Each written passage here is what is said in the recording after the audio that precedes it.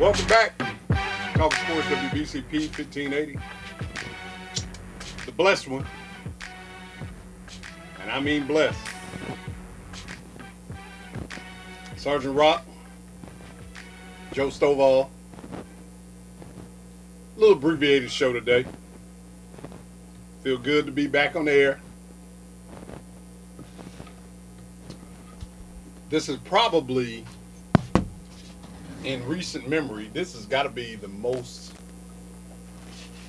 fun-filled, exciting sports weekend in the history of sports. Yeah, I gave the rundown. A little earlier because there's all kind of goodies going on this weekend. I mean, it started yesterday with the NFL draft. You've got more NBA playoff action tonight, Saturday and Sunday. Hockey league playoffs are going Hockey's on. going on. Good old boys in Talladega.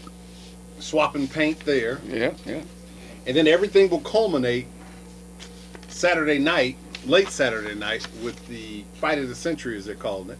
Or the fight. No, I call it the fight. Fight of the decade. Century? No. Well, this century. No. You're going to go back 100 years. No, the 21st century. So go back, you're only going back 15 years. Whatever. But you got Mayweather and Pacquiao going at it Saturday night. Oh. Speaking of that, as Sarge turns around to go get his flyer to read that off. So whatever tickles your fancy when it comes to sports, you're going to have plenty to do and plenty to watch this weekend. The other thing I didn't mention, with all of that being said, Let me give you your two now. the ponies. Yeah. Kentucky Derby is being run Bam. again Saturday. Oh, hold them up so the camera can see. If you haven't gotten yours, you should get them today. $15 at the door. $50 in advance, $20 at the door. Fight night, fight party, Here you go, Joe. 7 a.m. to 7 a.m. Be there all day. 7 p.m. to 2 a.m. Wyndham Garden Hotel Ballroom, 1001 Killarney Street in Urbana. I think everybody knows that's the former Holiday Inn. Mm-hmm.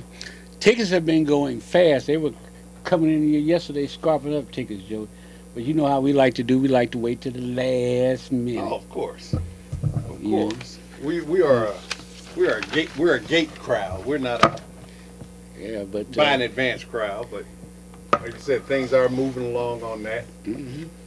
You know, I think, if you are a boxing fan, or even if you're a casual fan, I think this is the perfect atmosphere for you to go view the fight, be around people that you know, and free food, drink specials, Yep.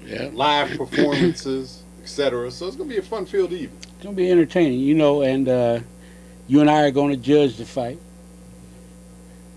along with the three judges of ringside.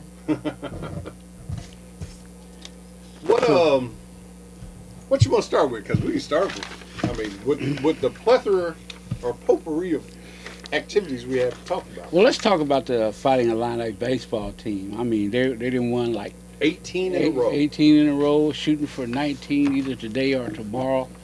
They're rated 8th or 7th in the country now. They take on Ohio State this weekend. They got a 3-game set with the Buckeyes.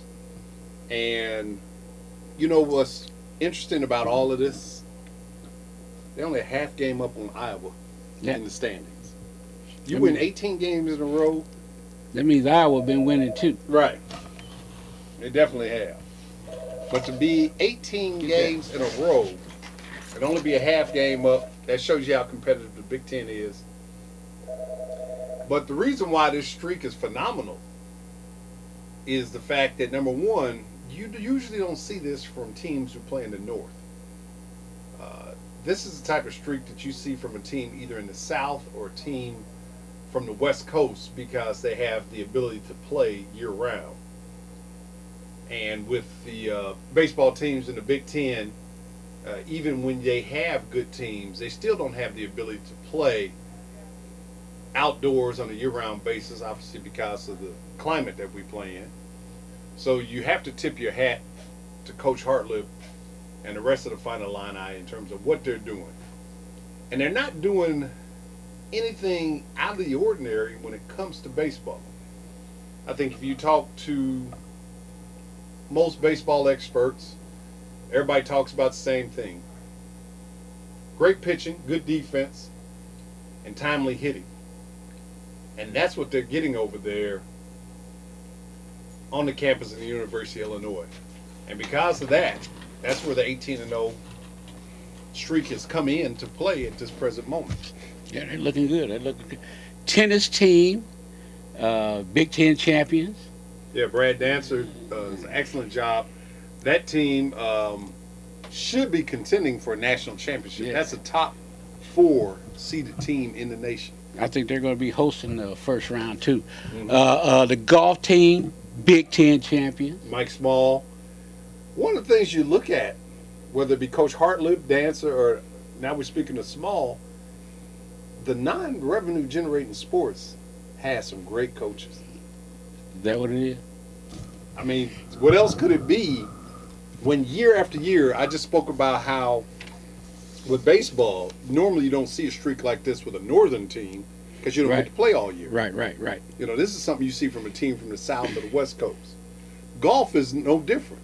I know they've spent, I think, a couple $1 million on a practice facility for the golf team, but they still don't get to simulate playing outdoors the same way some of those West Coast or Southern schools get to do. And then you just talked about the tennis team. So when you see that type of consistency, because the faces and the players change, the coaches don't. Right. That's the reason why you have to go to coaching when it's that consistent across the board. Yeah, and gymnastic teams going to the NCAA.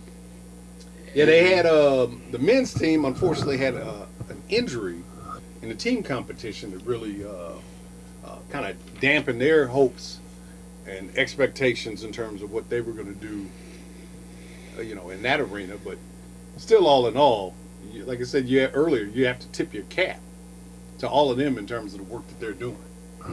Excellent. All righty. Okay, we're short on time. We'll move from the line. We go to the NBA playoffs. Bulls finished off the Bucks last night, which Bucks had me kind of scared there for a while there. I think it was less about the Bucks and more about the Bulls. I really think that after the Bulls lost Game 4 on that last second layup by Bayless, I think Game 5 they just came out flat. I think it was almost as though they knew they only had to win 1 and the Bucks had to win 3 more. So psychologically, I just don't think the Bulls were laser focused on what they had to do, and that's the reason why Milwaukee won Game 5. But when the Bulls came out last night in Game 6, the game was over with in the first minute. Oh, heck yeah. They were going to put them away on that one because they didn't want that feeling again. And they went on an 8-0 run, and you could see the disparity in talent in yesterday's game. And I don't think the Bulls are a 54-point favorite team over the Bucks on every game, but you could see the playoff experience and the talent that the Bulls have compared to what Milwaukee had. They finally, closed it out in championship fashion yesterday. Yeah, you got Bulls taking on Cleveland in the second round. I think that starts, Sunday or Monday somewhere? No, it actually starts tomorrow. Tomorrow? Starts on Saturday. The issue is there's a balancing act here. The Bulls, because they didn't close Milwaukee out, get no rest going into this series. But you turn around and look at Cleveland. Kevin Love's out for the series with the dislocated shoulder. That was ugly, too. Yeah. You see it? Did you see it? And how does Kelly Olynyk only get 1 game suspension going into the next season when this guy is going to be out 4 to 6 months? I don't think he did it on purpose. I'm not saying he did it on purpose, but just like with hockey, you see a guy get checked into the board and get a concussion or something like that, a lot of times the suspension is related to how long that guy might be out. And I think that's where they need to correlate this suspension. One game I don't think, like you said, he didn't try to dislocate his shoulder. But to only get one game and you lose, arguably the third best player on Cleveland is out for the entire playoffs now, which is really going to affect them. And then J.R. Smith, with his spinning back fist that he did the other night against Jay Crowder, now they're going to be shorthanded 2 guys going into this series. How many games he gets suspended? He got suspended 2 games. 2 games. Okay. Yeah. That's going to put a lot of pressure on LeBron. A lot of pressure on LeBron, a lot of pressure on Kyrie Irving. What you're going to see is guys like Tristan Thompson and Amon Shumpert are going to have to raise their game up for the first couple, because if Cleveland can hold court, meaning the home court advantage, against the Bulls in this first 2 games, then you get J.R. Smith back, then obviously it'll shine in favor for Cleveland. But the Bulls can go in and steal game 1 or 2. Well, a lot of people are saying that the Bulls have a good chance of beating Cleveland. They probably was one of the only teams that could do that. I have to agree with a lot of people on that. When you look at the way the Bulls are set up, first of all, it's probably the deepest team in the NBA with the number of guys that they can throw at you off the bench as well as their starting lineup. The key for the Bulls will be how consistent Derrick Rose will be throughout the entire series. He can't give you 28 one night and 13 the next night. As a superstar in the playoffs, teams are depending on that guy to have them basically thrown on their shoulders and carried to the promised land. And you watch with some of these other series, when superstars fade, so do the fortunes of the team. So if Derrick Rose is playing at that high caliber that he played at in the first couple of games against Milwaukee, Bulls got a legitimate shot. Spurs showing their age. Yeah. Age. Father Time is undefeated. We've said that on many a sport and many occasion, and this is no different. You look at Tony Parker, who's been struggling with leg and ankle issues throughout the season. Still throwing that stuff up there. Tim Duncan is 173. He got more gray hair than me and you. Manu Ginobili, he needs to stop with the George Jefferson. Just cut it all off. The donut on top of his head, the hole's getting bigger. And then you're depending on guys like Kawhi Leonard and Patty Mills and other people to come in. And as good as they are as role players, they just have not been put in the position of being the main characters in the story. But it also goes to show you how good Popovich is as a coach. Even to get to game 7 against the Clippers and still have a shot to defend your championship. Now they're playing back in L.A., am I correct? The key for L.A. really boils down to, does Blake Griffin want to be a superstar? It goes right to what I said earlier about you cannot fade when the light is the brightest. And right now, Blake Griffin, Chris Paul is kind of carrying him. DeAndre Jordan is doing his thing with rebounds and block shots.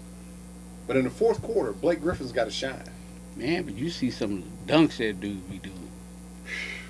His athleticism is ridiculous. Yeah. It is ridiculous. But with that, I've watched Tim Duncan, who can't jump over a newspaper ad, let alone, get up with Blake Griffin, but he's still challenging him at every opportunity he gets around the basket. So that's experience. Yeah, and that's what we're going to find out. Does the experience of the Spurs pay off and get them through Game 7? Or do you get the new kids on the block, the Clippers, to finally prevail and move forward in the playoffs? Now, I'm going to be honest with you. I really paid much attention to the other ones. Well, if you want to speak up on them. Houston is sitting there waiting in the wings. You've got Memphis getting ready to take on Golden State. Now, Memphis had to bang 5 hard games with Portland to get the pleasure of playing the number 1 seed, which is Golden State Warriors. I don't believe, and until they prove me wrong, I just can't see a jump shooting team like Golden State winning the championship. Because we've been raised, regardless of the sport, football, basketball, baseball, etc. Defense wins championships, and you have to be strong up the middle in whatever sport you're playing. Football, usually you have a good defensive line, linebackers, safeties.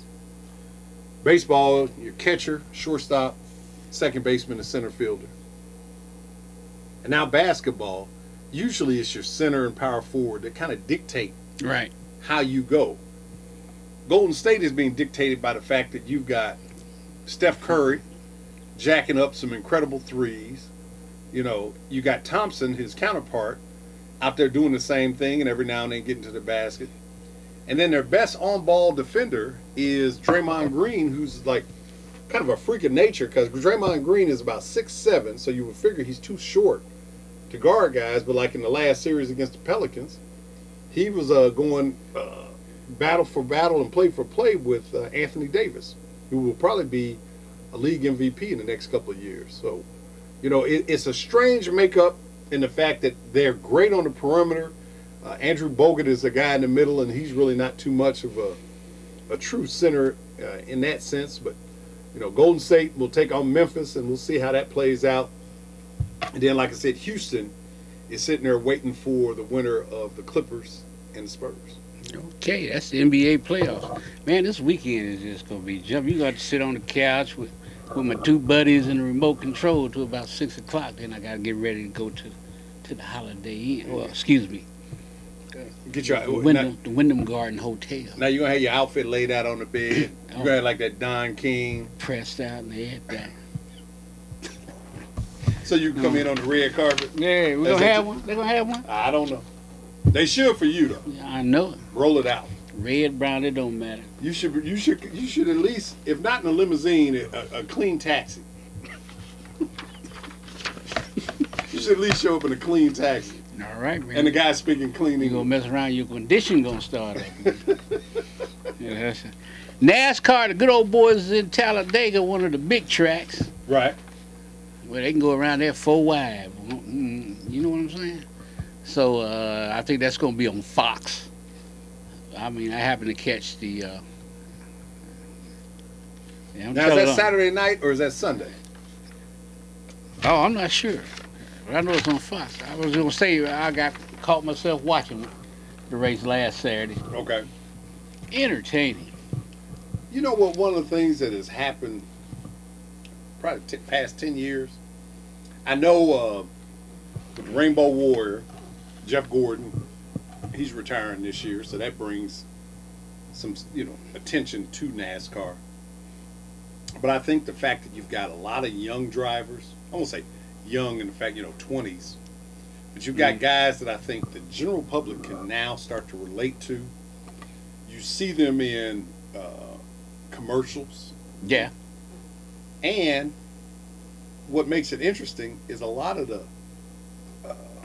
soap opera type behavior where they get into fights in the pits after, swapping paint somewhere, comments that each guy makes about another guy. Yeah, right. And I think those storylines as what, increased the popularity of NASCAR compared to... Yeah, but those have always been going on. I mean, you heard the story, Earnhardt, how he used to race, and Waltrip and all them guys back in the day. But now you got, Earnhardt Jr. and his old lady having some problems, Jimmy Johnson beating up folk. And that's the point. That's where, now, like you said, back when we were growing up, whether it be Cale Yarborough, Richard Petty, A.J. Foyt, it was all about stuff that happened on the track. Now, as you just mentioned, with social media, the lives outside of what they do on the track have become more interesting for people to check out. Yeah. So. GoDaddy.com has dropped Danica Patrick. Why, I do not know. Because she probably ain't winning. Ain't won a race. But she has been finishing in the top 10 of like the last 4 or 5 races. Well, I think after a while... This ain't working out, baby. What was the tennis player? the little Russian tennis player, little blonde, everybody thought was so cute. Kornikova. There you go. Anna Kournikova. Yeah, that one. Initially, everybody was, let's check out Anna. She's cute. She's competing, but she's not winning.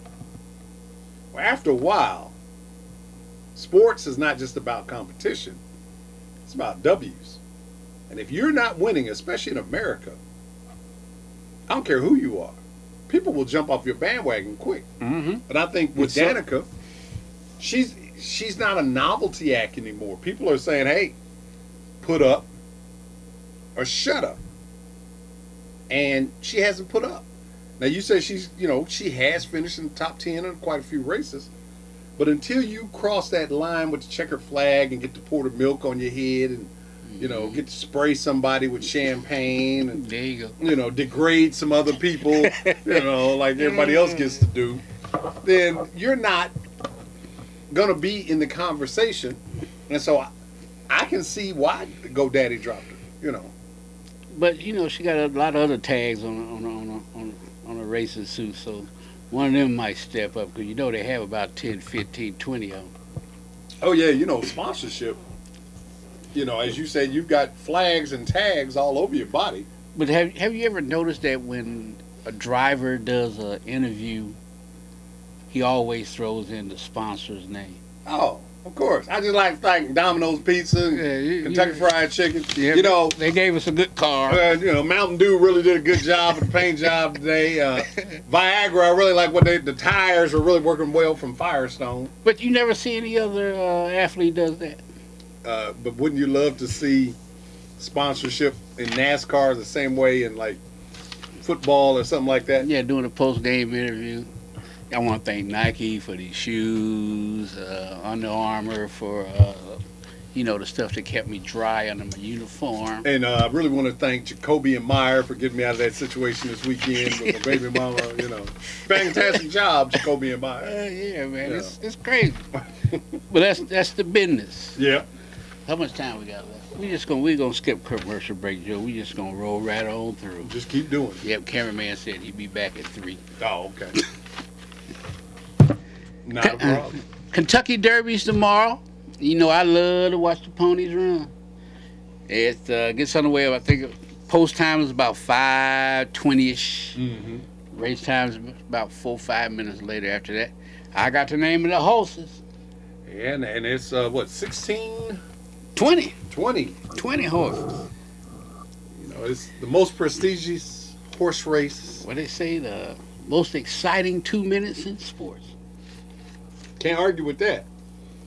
And I think we talked at the beginning of the show about how if you tie this in to this weekend, oh man, think about the history of America when it comes to non-traditional sports, and how for the longest horse racing used to be one of the pinnacles in terms of sports in America. Yeah, you horse racing was more like high society. Right. And with boxing and horse racing and the team sports we just mentioned earlier, it's an interesting mix of what we're getting to see this weekend. And I think that's heightened the interest for this particular Kentucky Derby. Why? Because, normally going into the Derby, there's a horse that's coming in that we've heard about. Right. Whether they won the California Derby or, a pre-Derby race that's got the general public excited. You haven't really heard that this year on this particular Derby. By any of these horses. But I think the race itself, because of everything else is going on, the old saying about rising tide lifts all ships, that's what's happened to this year's Derby. It's getting lifted because of everything else going on. I bet you people in Vegas are having a good time right about it. There's more money changing hands down there, Joseph. Man, you got some guys down there sweating like a hog at the market. Man, if I was working a teller, I'd probably be about $4,000 or $5,000 richer, man. Oh, you lose about 3 or 4 fingers. Sam, you want to come to back with us? No, I'm just joking. But, we don't condone betting, but if we did, here are your horses for the Kentucky Derby.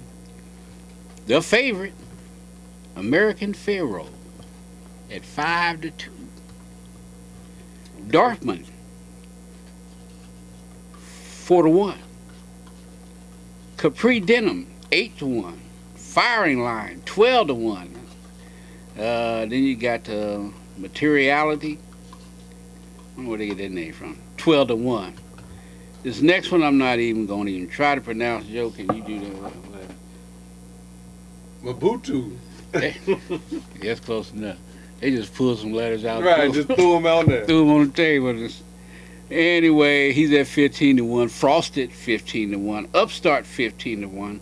International Star 18-1. Dancing Moon 30-1. Now here we go. If you're gonna put your money on somebody, 50-1. 30-1. That one. It's Sack a Knockout. That's 30-1. Tinder 30-1. El Kabir 33-1. Bolo 40-1. Far Right 50-1. Fermento 50-1. Ocho Ocho Ocho 50-1. Keen Ice 50-1. Mr. Z 50-1. War Story 50-1. Those are your 20 horses. You got 11 horses. What's about 11 horses under 30-1. Well, I tell you what. That means a trifecta. If you pick the winning horse, would only get you carry the one. About $50. No, wait, that's wrong. That's wrong. $2 ticket. You pick the winner. That'd probably be about $50. $250 with the trifecta. I'm going with Carp Diem. I think he was on your first page. Yeah. 8-1. All right, all right.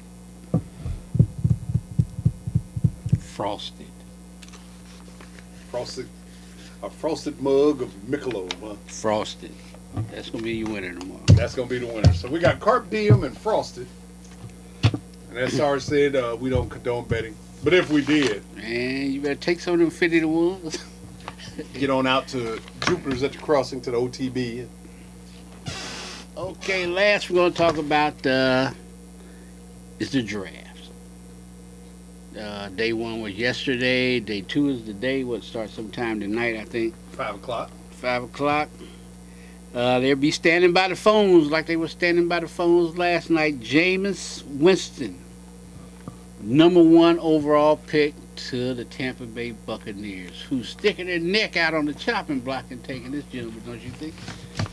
I mean, with the scrutiny that these players go under, not only in terms of their athletic ability, but their social contacts with the investigations these teams do behind their background, Jameis Winston is no more a risk than any other player coming in.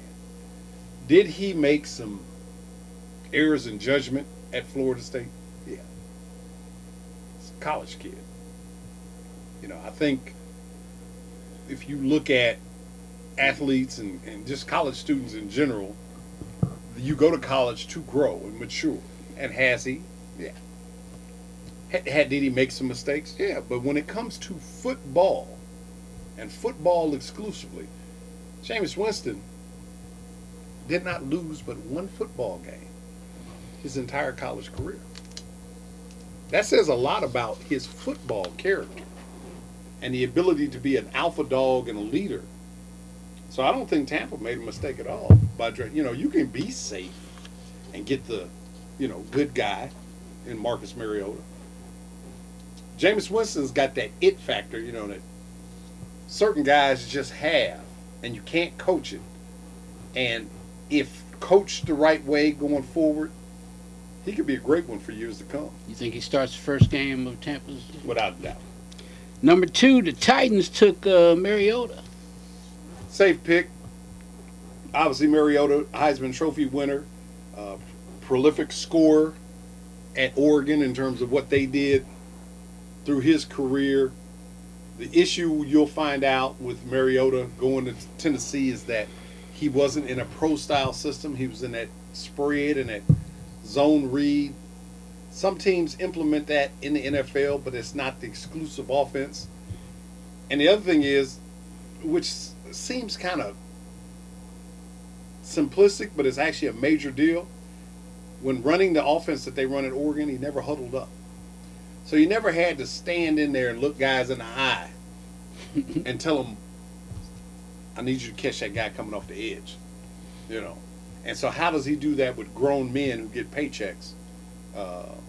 It's going to be interesting.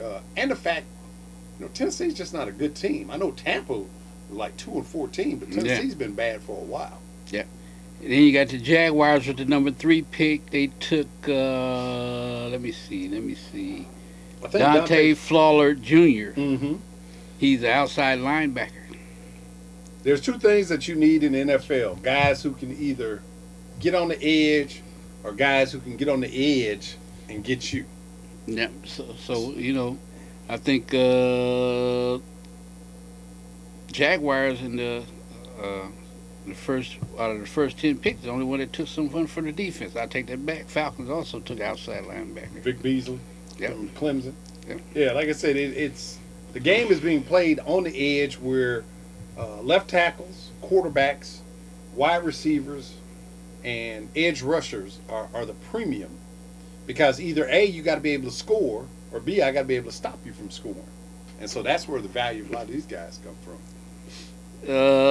Chicago Bears with their number 7 pick took Kevin White out of West Virginia, wide receiver. 6'2", big guy. They got to replace Brandon Marshall. Yeah. Probably, if not the best receiver in the draft, between him and Cooper out of Alabama, one of the top 2. Good pick for the Bears. The issue will be the trigger man, which is Jay Cutler. Well, the Bears at one point, there was folk whispering that they was thinking about trading up to the Titans and getting Marcus. But I guess they changed their mind with that one. I think there was a lot of bluster going on yesterday with teams, as you said, trying to trade up. But I think Tennessee knew, okay, the old saying, bird in the hand. Mm-hmm. And they had him in hand, and why give him up regardless of what other teams are offering to you? Okay, you only had only two Big Ten players taken in the first round. Or was it one? We had Melvin Gordon, the running back from Wisconsin. Mm-hmm. He went to the Chargers. You had Trey Waynes, a defensive back from Michigan State. He went number 11 to Minnesota. Yep. And then locally, the Pete family should be super proud of themselves. Todd Pete, who's a Champaign native and graduate of Champaign Central High School in Northern Illinois, his son Andres was drafted by the New Orleans Saints with the 13 overall pick. So Andres will be playing there. He went to college at Stanford. And he is one of, I think, 7 from the Pete clan. And so congratulations to the Pete family. When you think about when you watch the draft or stuff like that, people are, strangers if you don't know who they are. But to see somebody that you've known and grew up with them and now see their children be able to go out and prosper is very humbling. A very special feeling. So congratulations to the Pete family. All right. I know 2 other things on the draft. You only had 2 running backs go in the first round, which is the first time since, I think, 2012 that you had a running back go in the first round. And it just shows you the diminishing value of a back. Because, as I said, the game's being played on the edge, throwing the ball downfield. And when you look at, we talked about ad nauseum the Marshawn Lynch and how they did not give him the football at the end of the Super Bowl goes to show you, how the game has changed. And with that being said, you're going to see some other backs go today's rounds 2 and 3. You're going to see some more backs go, but like an Amir Abdullah who played for Nebraska. Mm-hmm. And just basically ran all over the Big Ten this year. Tevin Coleman, who played at Indiana, Cobb, who was at Minnesota. So this is going to be, you talk about Big Ten, there'll be a lot of other Big Ten players, specifically backs, whose name may be called in the third round. And if not called tonight, then you got rounds 4 through 7 on Saturday. Still got to make the team, though, Jits. Locally, first string, how's it going over there? You been catching? Been able to talk to Bun and the guys. Kids have been very competitive. I watched Suited League team Creative Marble play yesterday. They lost 6-2 over at Botton Field. Only had 8 players, so very competitive game with just 8 players. So they're moving along. Busey Bank, Vinny's team played Wednesday to a tie against a Little League team from Urbana, so they're getting more competitive there. So, this is what we deal with every year is the first 2-3 weeks is getting the kids reacclimated to playing baseball. Once you do that, then it's about, the fine-tuning and specifics, because before you know it, you're in the month of June, and it's time for the tournament. Yeah, season. Right. We spoke on this last year. I think we spoke on it the year before that too.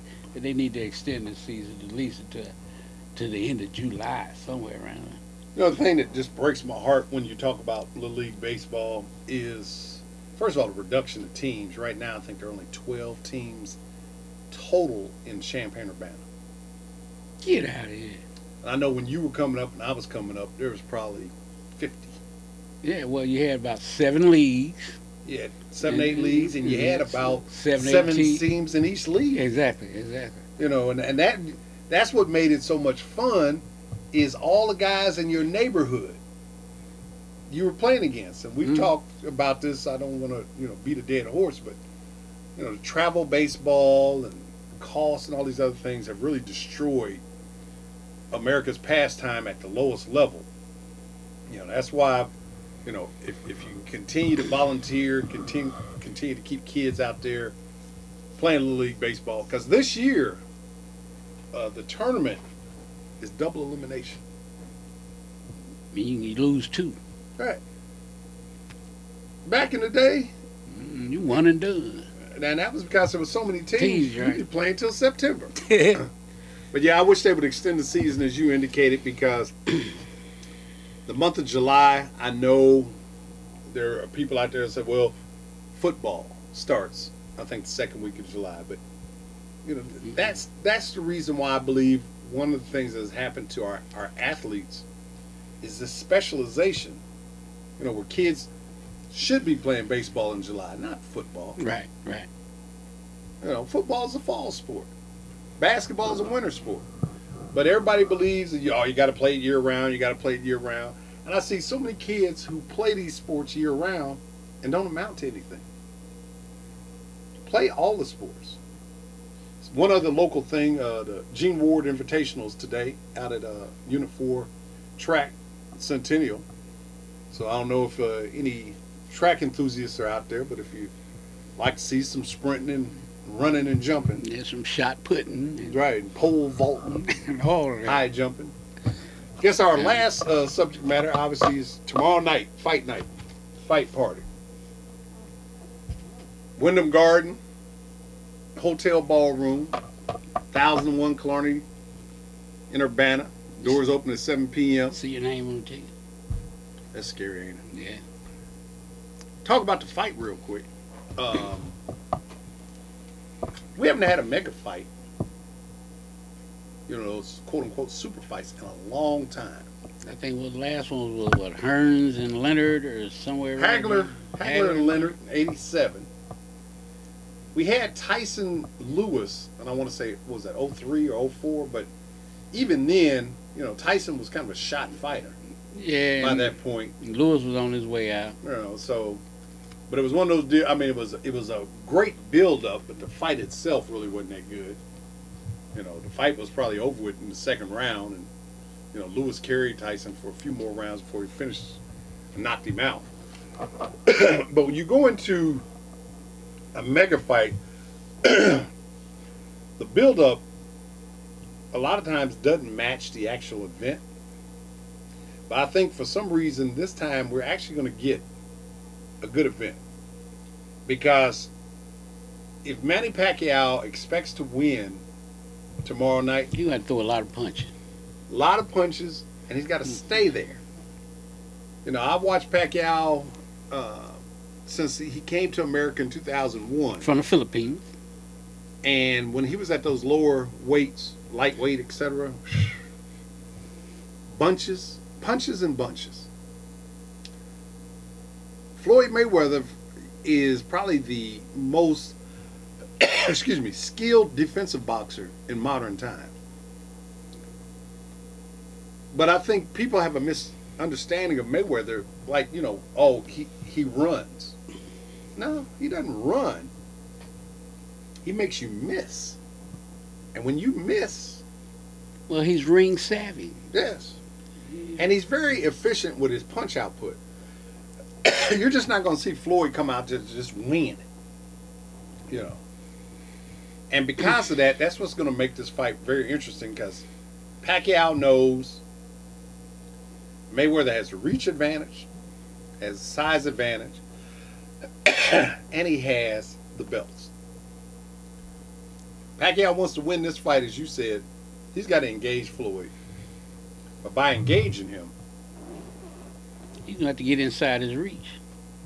and to get inside somebody's reach, what do you got to do? You got to stick and move. Well, you got to take a few. Well, yeah. Can he take a few? That's going to be the $64 million question that'll be answered tomorrow night about 11:30. Yeah, it's good. Can Manny Pacquiao take the punch that Floyd Mayweather will deliver, which is the counter right hand? Because him being a southpaw fighter, he's going to be staring right down the gun barrel. Now, he's going to take a few straight to the face. All right. They say the prices in Las Vegas, these tickets are going down. I'm going to have to get out here and see what I can get for these. What, 300? No. They got tickets for $6,500. What do you think I can get for these? Hold on a second. Let me. Damn, I forgot my debit card. You had to reach in your pocket. Right. No, you can't even afford it. You got to reach in your pocket. Well, these tickets are going fast. They got them next door at the Whip. If you want to get them, shoot on over here. I think Sean's still over there. He got them, or one of the barbers has them. Get over there and get your tickets for $15. If not, when you get to the door, that's going to be extra $5. It'll be $20. So, it's tickets have been going. They've been selling like hotcakes. I think all the tables are sold out. Good thing we got one set up somewhere so we can do the judging of the fight. Right. So we're going to see a lot of y'all tomorrow night. That's going to do it. The reason why we're doing an abbreviated version of Talking Sports, my partner here, Joe, last week was on the disabled list. Earlier this week when I talked to him, he was questionable. Then this morning when I talked to him, he was probable. Hey, we got a great training staff. Did a good So, job. he showed up and, gave him a few touches, but we ain't going to let him keep here too long because, we got to get back in the bed. I'm on a limited pitch count. That what it is? Yeah, that's what it is. But I will say this with all sincerity. First of all, I want to give a shout out to Mike Martin. A couple weeks ago, we did a show, and Mike Martin came on here to talk about the spring game. He's a former Illinois wide receiver, and he shared the story about his son passing away this time last year from PE, which stands for pulmonary embolism. And for those of you who don't know what a pulmonary embolism is, it's a blood clot in your lung. Well, we talked to Mike extensively about that, and he shared information. For example, he's got the GoFundMe /Marcus Martin Fund, just to keep his son's name alive. He's not looking for a lot of money. He just wants people to donate $1. Well, anyway, how that ties into me is I was having a little shortness of breath on Monday.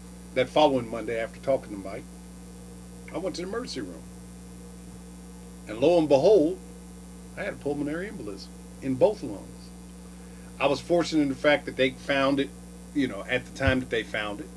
And I was fortunate enough in the fact that mine wasn't as large to where they had to go in and do what is called clot busting. But I did have to stay in the hospital from Monday till Thursday.